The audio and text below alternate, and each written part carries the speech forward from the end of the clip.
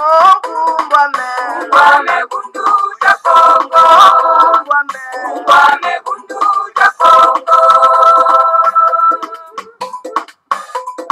Kumbwame bundu ja Kongo. Kumbwame bundu ja Kongo.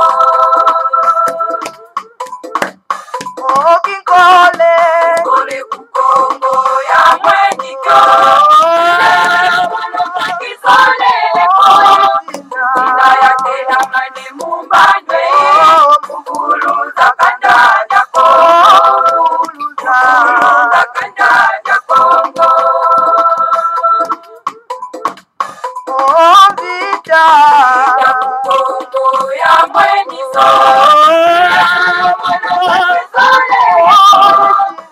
Kayakela mane mumbanje. Mwana vita kukongo. Mwana vita kukongo.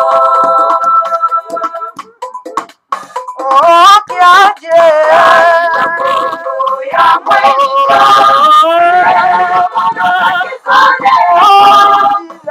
Kayakela mane mumbanje. Kukonga kanda ja Kongo. Kukonga kanda ja Kongo. Tombe ya mwenika.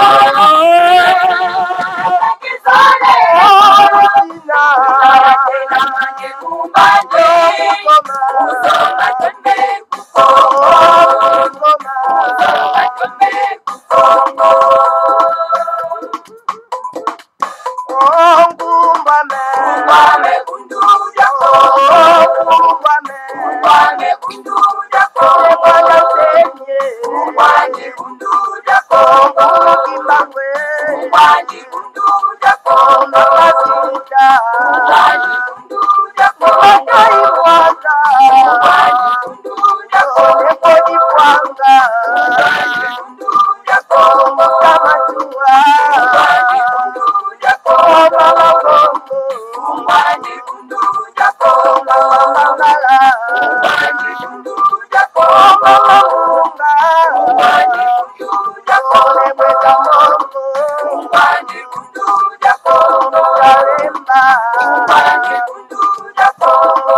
Kumbwame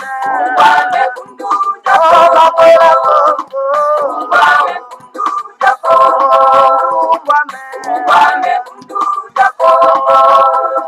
Kumbwame bundu ja Kongo. Matondo mingi bamama tata bandeko balandi ya Congo bololo kumbwame bundu dia Congo tala biso wana bomo mesono toyeli susu en tout cas na pokwa na lelo pambate lelo ezali ya solo pena en tout cas mokolo mwa misato ya poso mokolo mwa tukumi bale na misato ya sanza ya misato mobu ya koto mibale na tukumi bale na mibale tokomi bongo na ngonga ya zomi na mwabi na miniti tukumi tano elingi koloba ngonga ya motoba na miniti zomi na mitano ya sima ya nzanga epai wapi en tout cas na kati na Congo bololo tozali kotombela bino mokolo molamu topesi bino banso bayenge keno que la paix ya le Seigneur à Congo et quoi kozala na biso yenge keno et puis topesi bino solo pena en tout cas bambote balosako na bino banso ezali ya bino molobeli mbuta bopele bobala elingi koloba malamu koloba eya solo toyeto kwa koloba en tout cas bama batata bande kwa landa ya Congo bololo tozala bino po quelques 30 minutes seulement pona poko na leo bama batata bande ko na moment oyo tokoka kopesa bino mai oyo tolengeli pona bino na en tout cas na poko na lelo tokoloba nini bama batata bande kwa landa ya Congo bololo tokoloba likambo etali kindoki tomoni bandeko na biso na mboka ya Congo bazali ko diaboliser solo pena en tout cas bokoko na biso bokoko na biso ezali bondoki bokoko na biso ezali songolo pakala bama tata bandeko balanda Congo lelo to lobela nano yango penza banani wana babengi bango bandoki ano bakomi kokumisa obele makambo ya bapaya makambo ya bakolomba yaki na yango ezali malamu yango ezali bosantu e bongo na bongo bama tata bandeko tokolobela yango lelo kasi liboso te tokoka kobanda bama tata bandeko tozo information epa wapi en tout cas kuna na mboka mokonzi Kinshasa soki na komini ya wapi na yebi te boyebi bino moko alors bakatolike bakomi kolewa biono bayibi statut ya Vierge Marie. Oh bayibi statut ya Vierge Marie. Bongo siko qu'est-ce qu'il y a à voir na biso soki bayibi statut ya Vierge Marie ezali na biso na bosenga nini donc bandeko na biso na kati ya mboka balingi ko vénérer mopaya mosantu ya mopaya Maria Mondele to vénérer na kati ya mabere ya baindo. Ça ne va pas, non? Ça ne va pas. Bama batata bandeko ya Congo bolo. Alors donc yango ba catholique ba komi ko ba lancer solo en tout cas SOS pour na ko retrouver statut wana et pa wapi ba yo ba yibi yango ba kenango soki wapi. Alors to éviter ba yo ba yibi yango so ba ke ko sala yango nini so ba ye ko zongisa yango na Vatican to éviter bama batata bandeko. C'est aux catholiques de s'apprendre entre Ekuna ma batata bandeko na Congo bolo. Alors voilà, bama tata bandeko, ba élection, il y a gouverneur, il y a ba province et kozala solo en tout cas lié le 6 mai, bama tata bandeko en tout cas les grands maîtres de mandat semilongi à Congo, ne makandala et pas en tout cas, il y a postulé solo pendant la poste wana et pas en tout cas il y a zali candidat na kat na mapona miwana, il y a gouverneur ya Congo diakati bama tata bandeko na Congo bololo, et kozala solo pendant modèle pona bana na katopa ya kati c'est-à-dire ya inyo de Timati lisanga kimbuka ya Timati bama tata bandeko ya Congo bolo. Donc tozo be kozela jour wana date victoire wana bama tata bandeko au sud bon toza ko mona baza ko plonger ka yango kaka. Alors cette fois-ci je pense que ekozala oyo ya solo alors donc ba ko plonger yango lisusu te.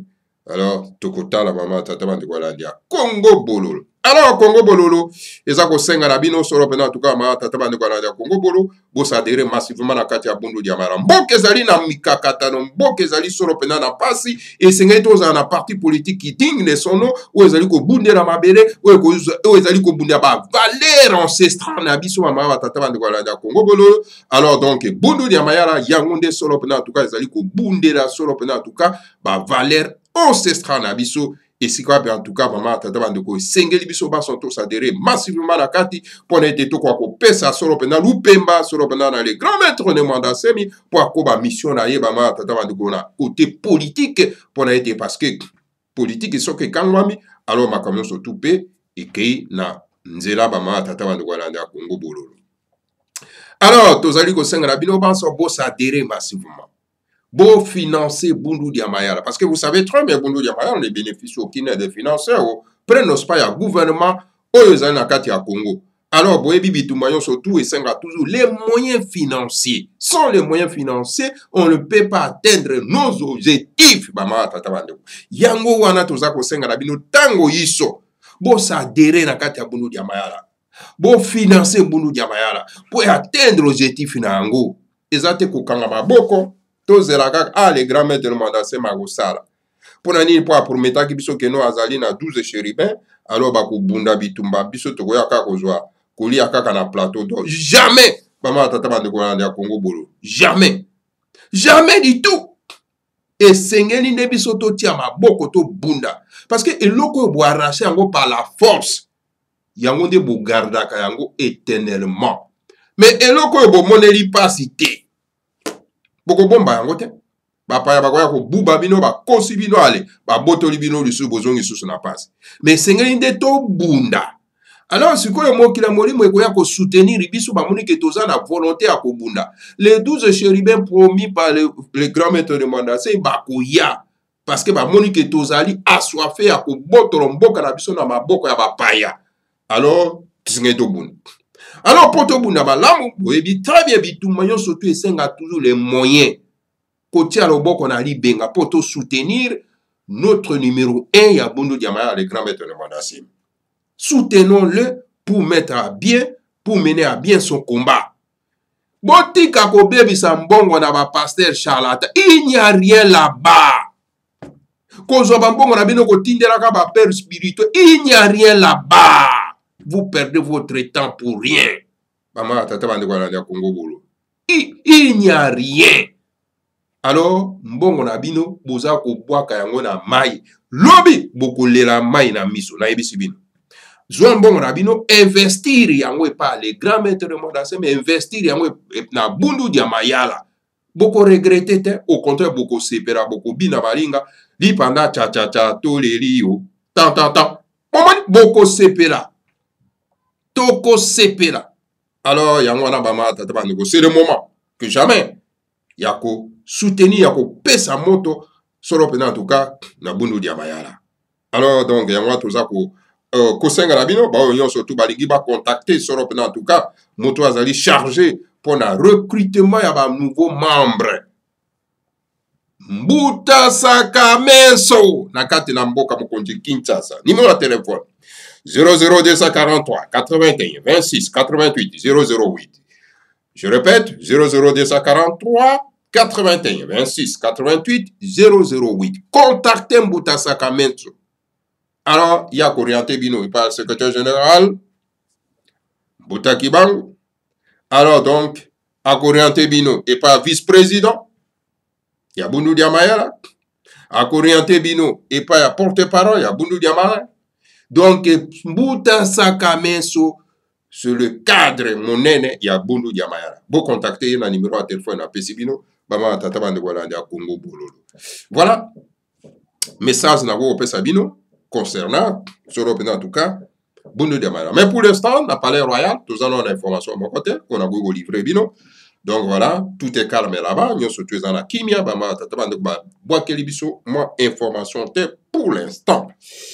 Alors, pour être tout content à ce sujet, nabiso bama tata bande ko Toyo Kanano. Toyo Kanano na boke binyonso. Bundu Diamayala a lancé communiqué. Toyoka. Congo, fondé depuis 1986, présente les saboteurs de la vérité universelle. Les discours inaugural du livre sacré de la religion Congo. La mission du Congo et les frontières coloniales. Le Congo central, histoire et mission. L'Afrique du 3e millénaire. Ouvrage écrit par son fondateur et chef spirituel. Mais d'où est-il venu?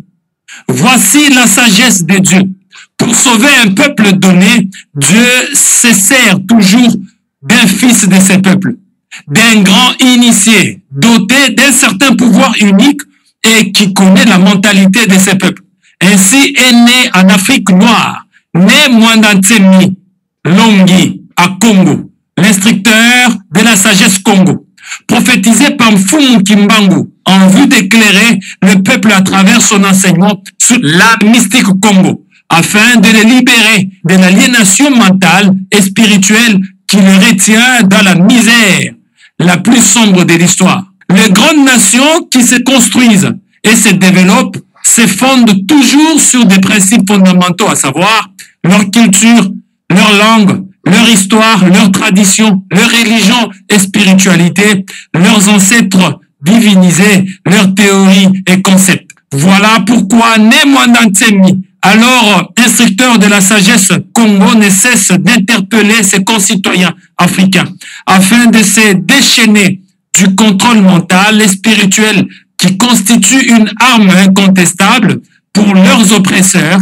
afin de toujours le maintenir en otage. Auteur prolifique de plus de 300 brochures et livres, de plus de 5000 bulletins d'information, sans compter les 2 volumes de plus de 2000 pages du livre sacré de la religion négro-africaine d'origine Congo. Mwandantsemi vous présente ici quelques-uns de ses écrits axés sur la culture, la religion, la science, la technologie et le développement puisés dans le fondamentalisme Congo. Le Boukongo, autrement dit, la mystique Congo, où le fondamentalisme Congo prône l'unité dans la diversité et la diversité dans la complémentarité qui fait la richesse et la beauté de l'univers.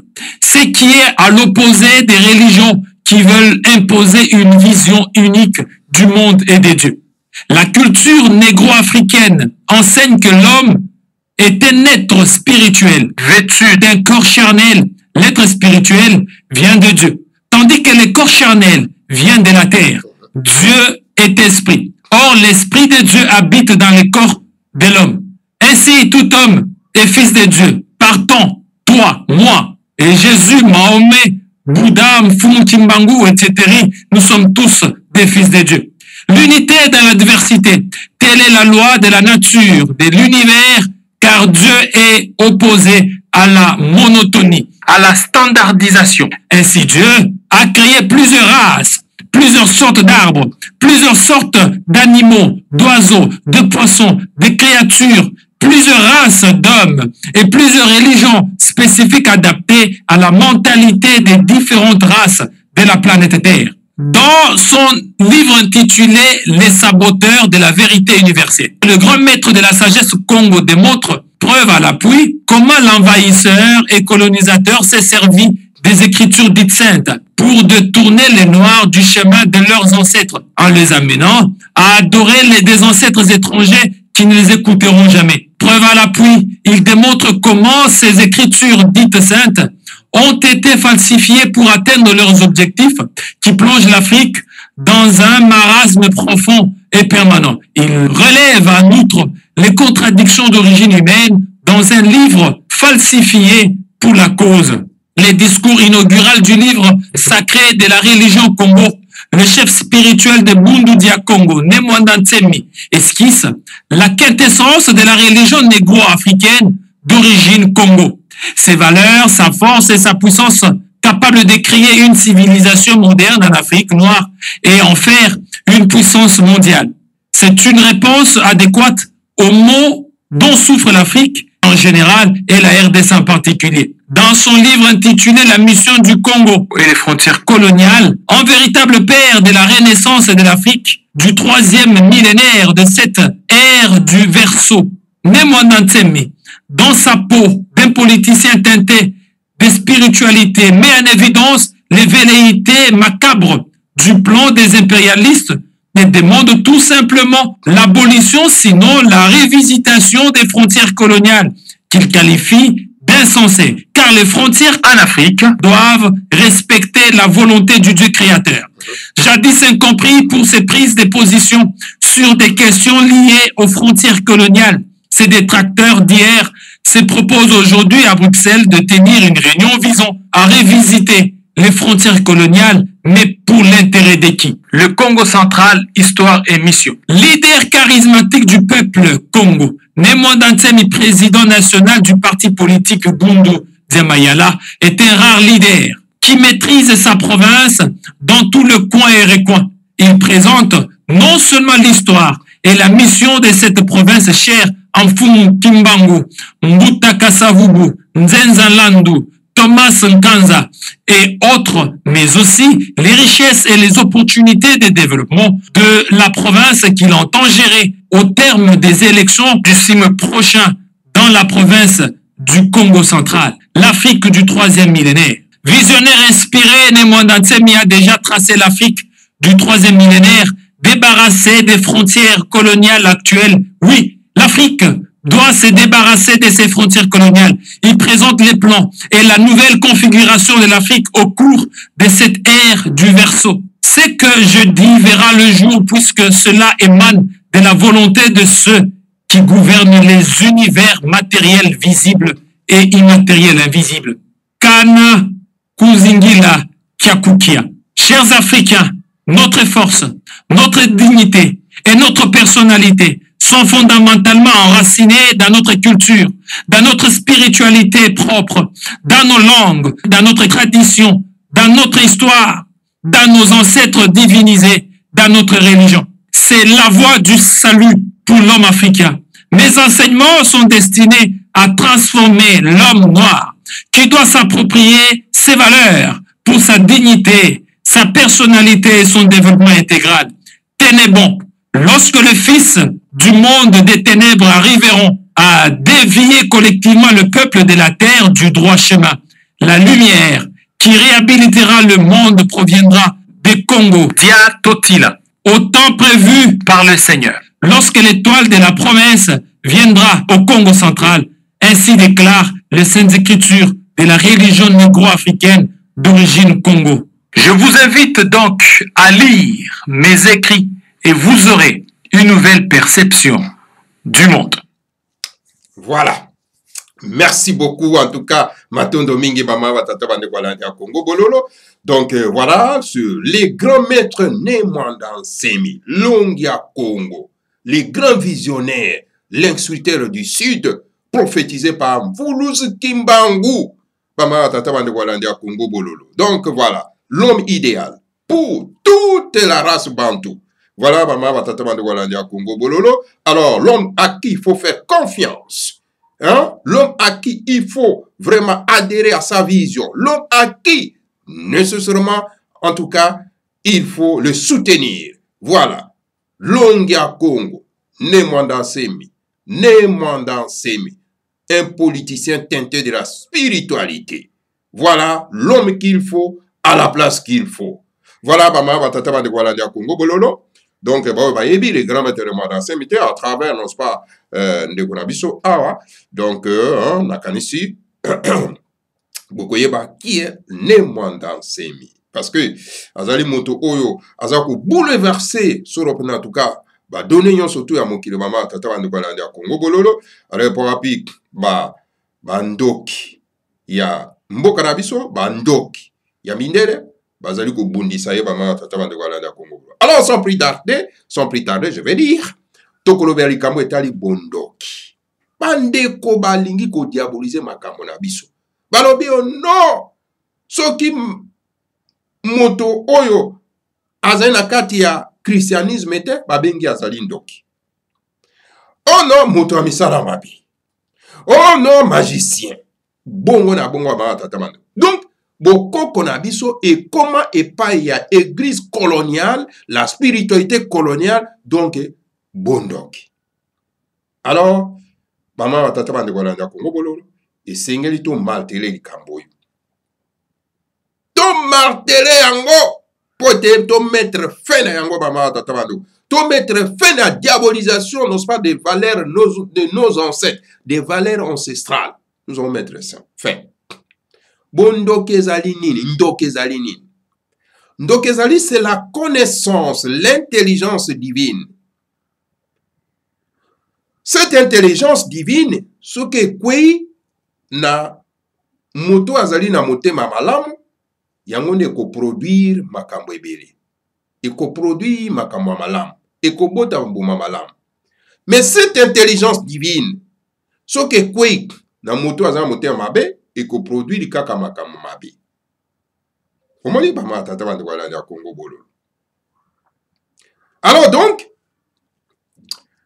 si ko totala bondoki oyo bande ko na biso baza ko diaboliser bokoko na biso ba moni ke makambo oyo mindele ba memela ki biso nde malamu.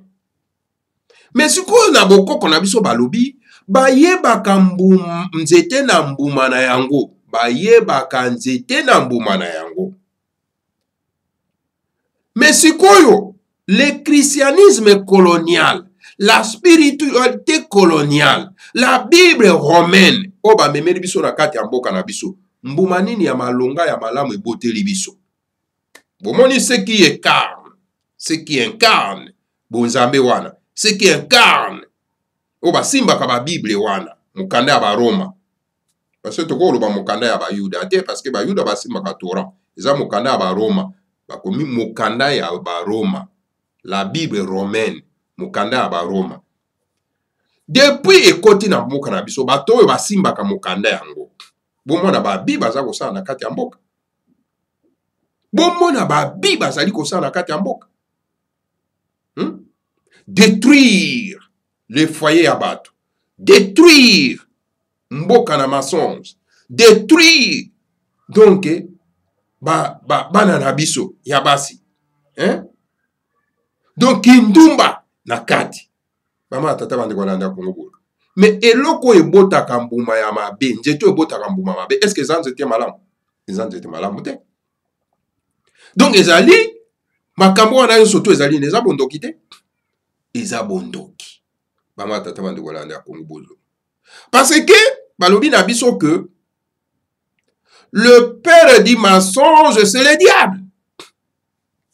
Et si que le côté ezali, baza koko sabino, mais c'est le diable qui demeure là-bas. Comment baba tata bande kolanda Congo Bololo? Donc, bondoki, ezali nde makambo ya bato oyo ya bapaya bamemelaki biso bakolo bamemelaki biso bondoki nde yango wana. Parce que ezosala biso badega ya mabe. Badestruction ya bafoye na biso, badestruction ya bana na biso, ya badestruction ya mboka na biso, badestruction ya badirigant na biso, badestruction ya makambo nyonso tu ya biso ya mboka. Pendant que mboka oyo tata Nzambe apesi biso ya bomengo etondi kita po api toza na or, diamant, cobalt, pétrole, mai, makambo tout oyo biso tokoki kovivre malamu mais tokoki kosouffrir. Parce que à cause ya bondoki oyo bapaya bamemeli biso na kati ya mboka. Mais il est temps, to bundisa bondoki wana, to zongela ba valeur ancestrale na biso, et pas api toko yeba ko prospérer. Mais ba ma tata bande walanda Congo bolo. Tango baza ko imposer bino ke mobali na mobala balana. Eza bondoki te. Tango baza ko imposer bino mwasi na mwasi ba balana. Eza bondoki te. C'est ça le bondoki. Eza bondoki. Alors, si vous avez makambo wana, non, nous devons le combattre. Il faut qu'on ait un bon cannabis. C'est pour cette raison que nous émerger beaucoup cannabis pour que pour combattre bondoki oyo papa ya memeli biso na kati ya mboka. Bondoki oyo le christianisme et memeli biso na kati ya mboka oyo ambonga za ko incarner na mboka na biso. Oyo ba pasteur ya ba groupe de sommeil ba memi na kati ya mboka na biso. Bango nde bazali ba responsable ya ba bikunde etondi na mboka destruction ya mboka. Nous devons combattre bato wana. Parce que ezali bondoki. Mais tozali le seul été à combattre bondoki wana bapaya ba memeli biso. Poutine aza ko combattre yango. Azo combattre bondoki wana. Bozela natangela bino texte. Oyo Poutine aza ko combattre. Aza ko défendre ba valeur ya mboka na bango. Suivez. Maman tata bande walanda Congo bolo. Poutine alobi le respect des valeurs intrinsèques de l'homme. Alors donc, Mutuna et Tunami Awa, est-ce que Vladimir Poutine ne serait-il pas en train de défendre une cause noble? Mais bien sûr.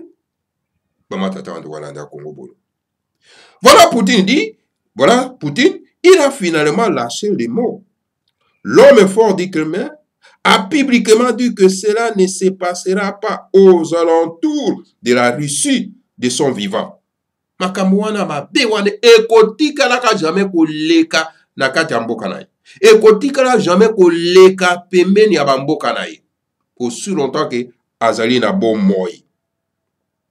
L'homosexualité qui devient la règle en Occident.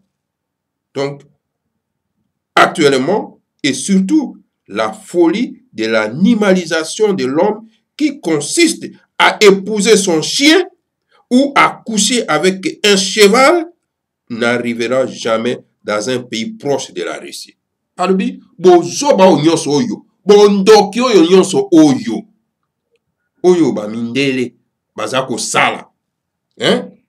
Jamais, ekotika la jamais ko kota na Russie, ekotika na jamais ko zala pembeni ya Russie. Bondoki. Voilà les bondoki. Oyo komona bato lokola ba Mutombo alias Israël na kombo ya lokuta ya bapaya aza ko incarner na mboka na biso. Voilà bondoki. Mais ba ndoki ba pesi un plateau à télévision pour incarner cette bondoki.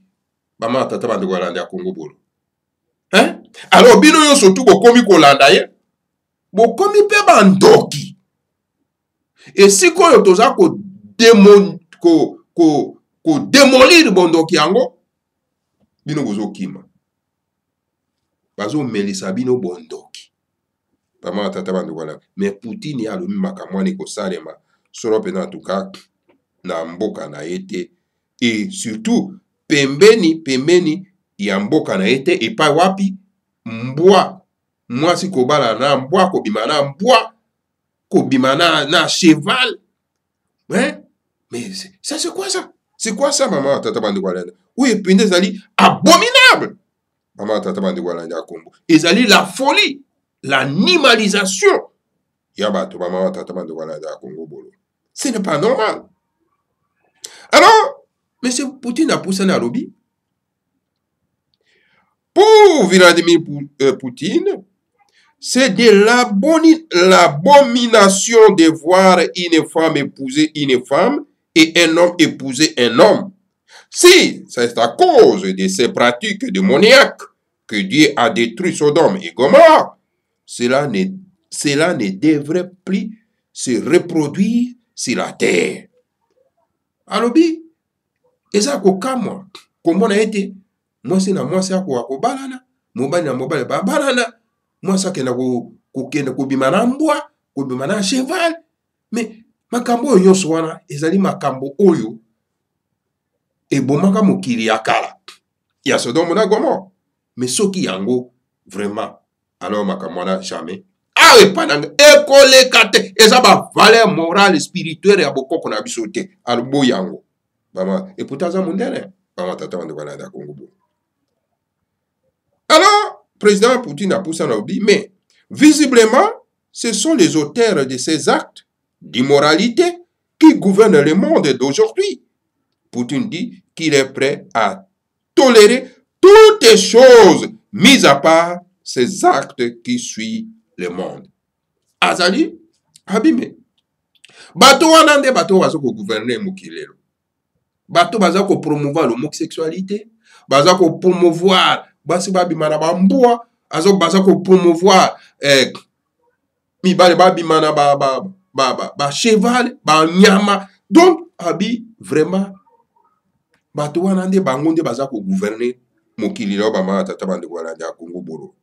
Alors alobi ke akotolere makambo nyonso tu na mboka na kasi sauf bozoba wana oyo eza kosue mokili epai na ekoleka te bama tata bande wala ya Congo bolo.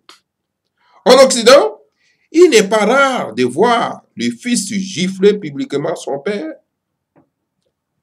Mboka mindele okomona mwana aza kobeta papa na ye mbata ba tata onde ba valer balingi ba kosa pe na bamboka na biso. Ça ne va pas ma tata bando. Poutine dit qu'il n'y aura jamais cette indiscipline dans les pays limitrophes de la Russie. L'Occident qui se prend pour le peuple le plus civilisé du monde, au monde, doit mettre fin à ces actes de bassesse pour servir de bon exemple. Abi makambo wana ya mabe wana ekotika la koleka awa na kati na mboka na ete. Vous comprenez? Hein? Bozoba wana bondoki ekotika koleka te solo pena en tout cas na mboka na ye. Et sengeli bamindele ba mettre fin na bozoba wana ezali vraiment donc la bassesse. L'homme fort du Kremlin a ensuite promis de libérer l'Afrique francophone après Ukraine et l'on connaîtra réellement les grandes puissances au monde. Alors, ce qui d'autre, alors, mais à promettre, à sera ici na Ukraine, à s'occuper sur en tout cas, en Afrique, il faut libérer l'Afrique francophone. Vous comprenez? Comment on a montré la Chilombo a voté pour la sanction, hein, initiée par les États-Unis. Ça ne va pas, non? Ok, bah, bitumba oyo tozo mwana katambo. Souffrance oyo tozo mwana katambo. Destruction massive tozo mwana katambo. Au terre na les États-Unis d'Amérique avec ses alliés. Alors, pourquoi que ça là vraiment hein croubette et pas bateau baza ko détruire. Alors, Poutine a lobby. Donc, à côté a ba paquet pour la ko libérer sur en tout cas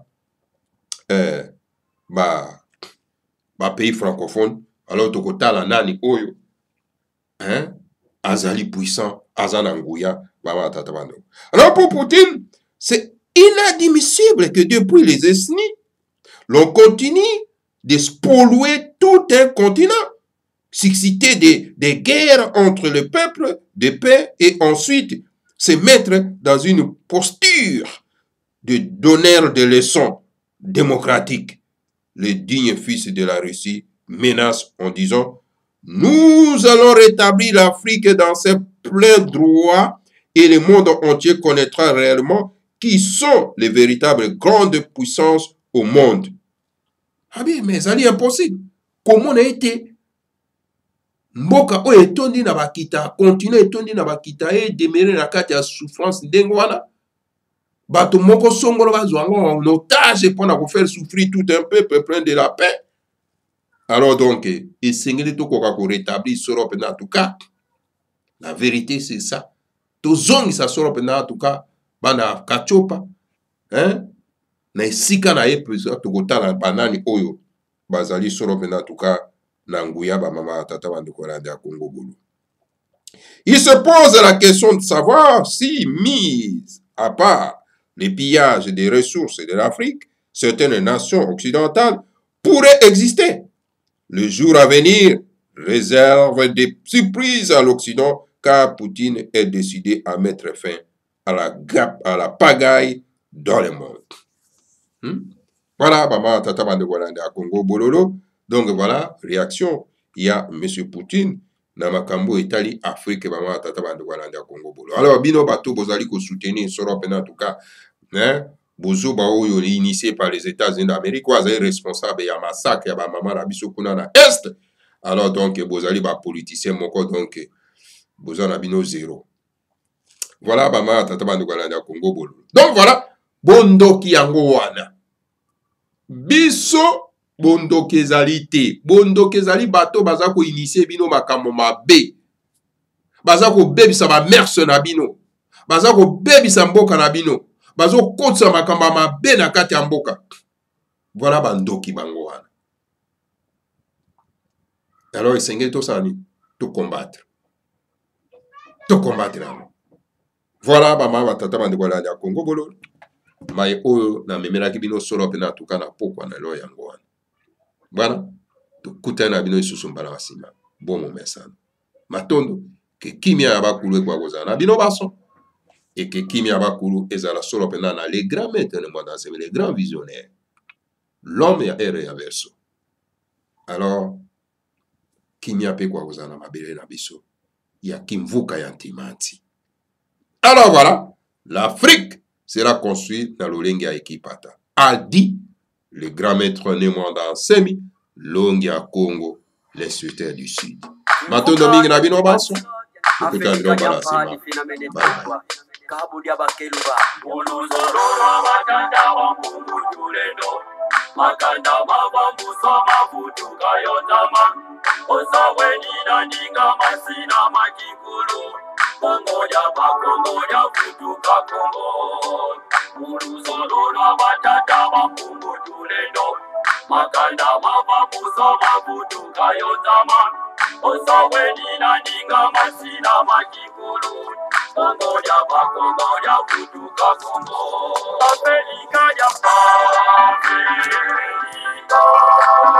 Afrika ya Malina Tumba Afrika ya Kizina Mene Tumba Afrika ya Afrika ya Malina Tumba Afrika ya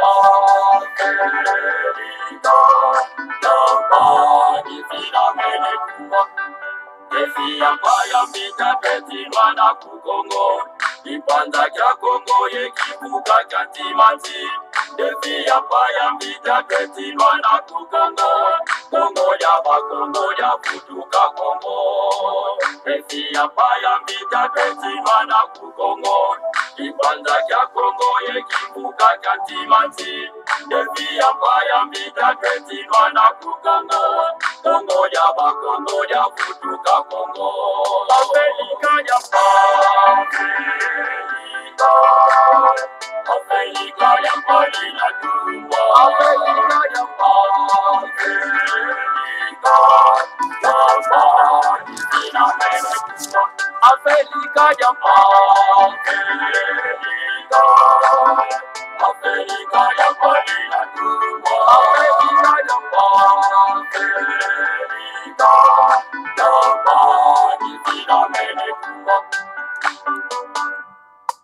Zakuza kuna tatu za sosi na katulwa Mulusolo batata bakungu tuleno siku minazone za kwanza zinatungwa yevuka na mukivuka kyantimati zakuza kuna tatu zazo zinakatulwa Mulusolo batata bakungu tuleno siku minazone za kwanza zinatungwa yevuka na mukivuka kyantimati Afrika ya Afrika ya Palina Tumba Afrika ya Palina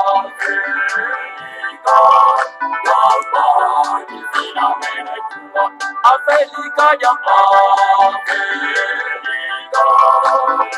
Afrika ya Palina Tumba Afrika ya Palina